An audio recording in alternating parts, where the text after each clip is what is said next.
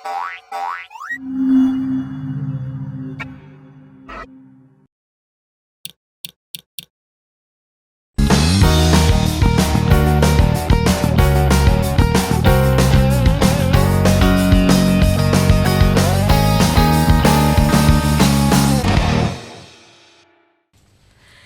anak-anak, pada pelajaran 1.2 kita akan membahas mengenai jenis-jenis tumbuhan.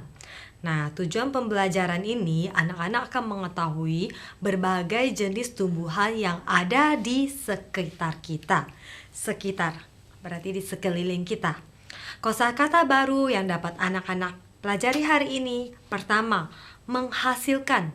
Menghasilkan berarti mengeluarkan atau memproduksi. Nah, menghasilkan, mengeluarkan, atau memproduksi. Kemudian ada kata gurun. Gurun itu berarti tempat yang kering di mana sedikit sekali tumbuhan yang hidup dan hampir tidak pernah turun hujan. Anak-anak bisa bayangkan gurun itu di mana ada unta yang hidup, ada kaktus, kemudian ada daerahnya berpasir dan tidak ada curah hujan. Ringkasan, kata ketiga ya, ini ringkasan. Ringkasan itu adalah menceritakan bagian-bagian penting secara singkat. Jadi kesimpulan dari semua yang ada biasanya kita sebut sebagai ringkasan. Nah, selanjutnya, kemanapun kita pergi, kita akan melihat berbagai jenis tumbuhan. Ada tumbuhan dari berbagai macam warna, bentuk, maupun ukuran. Dan tumbuhan itu juga dapat dilihat dari perbedaan tempat hidupnya. Misalnya, ada tumbuhan yang hidup di darat, ada tumbuhan yang hidup di air. Ada tumbuhan yang hidup di tempat yang dingin. Ada juga tumbuhan yang hidup di tempat yang panas. Nah, lihatlah beberapa tumbuhan di bawah ini. Pohon, lotus, mawar, bambu, kemudian ada teratai, ada bunga matahari, dan ada rumput laut. Saat ini, ibu ingin agar anak-anak membedakan manakah tanaman-tanaman yang hidup di darat dan manakah yang hidup di air. Ibu beri waktu 5 detik untuk berpikir ya. 1.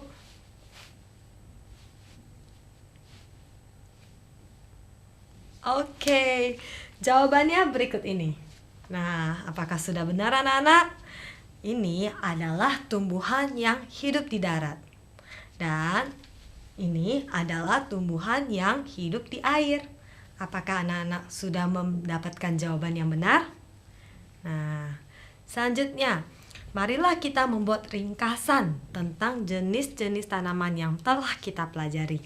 Ringkasan ya, kesimpulan tentang jenis-jenis tanaman yang kita pelajari. Ternyata ada jenis tanaman yang disebut sebagai pohon. Pohon merupakan tumbuhan yang besar, yang tinggi dan kuat. Pohon memiliki batang. Nah, seperti ini. Batang yang coklat, tebal dan berkayu. Mereka memiliki cabang. Cabang itu seperti ini. Cabang yang menghasilkan daun. Kemudian ada bunga dan buah. Nah, mereka juga memiliki akar. Masih ingat gak akar? Akar bagian bawah tanaman ya, yang kuat dan tebal. Biasanya di bawah tanah. Tertanam di bawah tanah. Mereka hidup selama bertahun-tahun. Jadi, pohon hidupnya lama, bertahun-tahun. Kemudian ada jenis tanaman yang lain, yang kedua. Semak-semak. Ini adalah contoh tanaman semak-semak. Nah, mereka lebih kecil dari pohon, lebih kecil.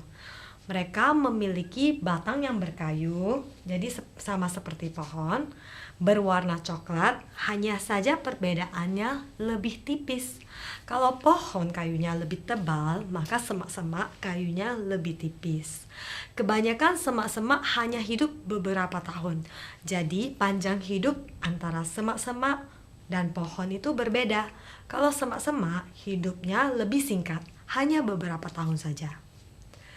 Selanjutnya jenis tumbuhan yang ketiga, tumbuhan herbal. Nah, Tumbuhan herbal di sini seperti ada daun mint maupun ketumbar. Tumbuhan herbal adalah tumbuhan yang sangat kecil dan lemah. Mereka memiliki batang yang tipis dan berwarna hijau. Dan hidupnya juga sangat singkat, tidak sampai 1 tahun ternyata. Hanya 3 atau 4 bulan. Nah, ada sebuah fakta yang unik loh anak-anak. Ternyata tumbuhan herbal itu banyak digunakan pada makanan. Pada makanan untuk memberi rasa. Dan tumbuhan herbal itu juga digunakan sebagai bahan obat. Hebat bukan tumbuhan herbal? Tumbuhan merambat. Contohnya ada kacang polong, ada pohon anggur, dan pohon uwang. Nah, tumbuhan merambat adalah tumbuhan yang memiliki batang yang lemah. Kenapa kita katakan lemah? Karena tumbuhan ini tidak bisa berdiri tegak. Nah, mereka harus merambat pada tumbuhan lain, pada tongkat atau tembok. Maksudnya merambat berarti bersandar kepada, bergantung kepada. Nah, selanjutnya ada tumbuhan menjalar.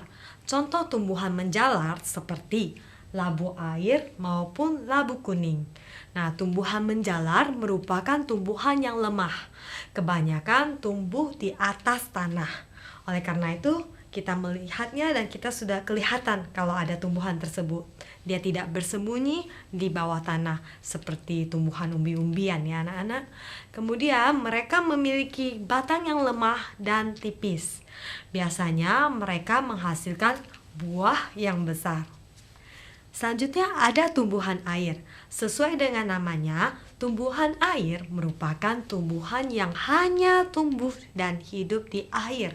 Contohnya ada lotus dan tumbuhan enceng gondok. Tumbuhan gurun. Sama seperti namanya, tumbuhan gurun merupakan tumbuhan yang hidup di gurun, yakni tempat yang panas dan kering. Panas dan kering, tidak memerlukan banyak air. Kaktus salah satu contohnya merupakan tumbuhan yang dapat tumbuh di gurun atau tumbuhan gurun. Ia merupakan tumbuhan yang tebal dan berdaging. Ia menyimpan air di dalam daun dan batangnya. Fakta yang unik, duri pada tanaman kaktus sebenarnya adalah daun kaktus itu sendiri. Jadi kalau kita melihat duri pada kaktus, duri ini adalah daun pada kaktus itu sendiri. Nah, sekarang Ibu ingin agar anak-anak mengeluarkan buku kegiatan dan lengkapi latihan-latihan yang terdapat di dalamnya. Kita akan berjumpa pada pelajaran selanjutnya.